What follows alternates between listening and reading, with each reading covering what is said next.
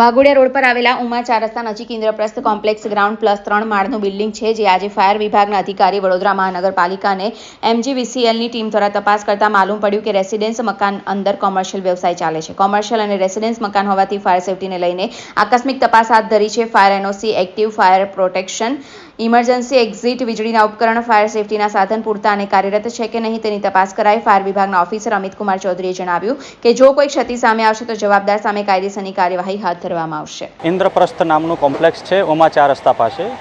ગ્રાઉન્ડ+3 એટલે કે ground floor છે અને 3 માળ ઉપર બીજા છે.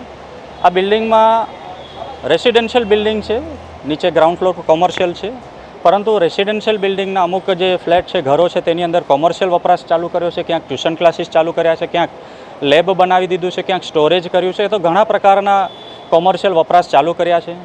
કોમર્શિયલ વપરાશ થતાં જીવન સુરક્ષાની વાત આવતી હોય છે, ફાયર પ્રોટેક્શન સિસ્ટમની વાત આવતી હોય છે. સ્થળ તપાસ દરમિયાન જાણવા મળ્યું કે કોમર્શિયલ વપરાશમાં ફાયર પ્રોટેક્શન સિસ્ટમ નથી.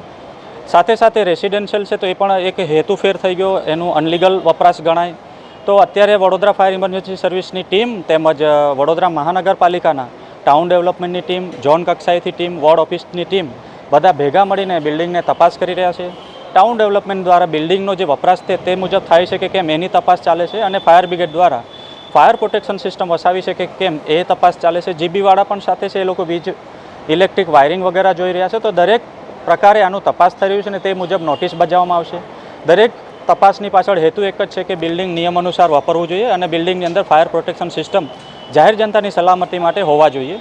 આ વિષયથી, આ હેતુથી આવ્યા હતા. ઇન્દ્રપ્રસ્થની આસપાસ, કોમ્પ્લેક્સની આસપાસ વધુ માત્રામાં લારીઓ, ગલ્લાઓ જે રોડ ઉપર આવી ગયા છે, દબાણ કરી લીધું છે, જેને લીધે પબ્લિકને તકલીફ પડી રહી છે. આવતા જતા વાહન જે છે એમને નુકસાન, તકલીફો પડી રહી છે. તેવા બધા દબાણો પણ હટાવી રહ્યા છે.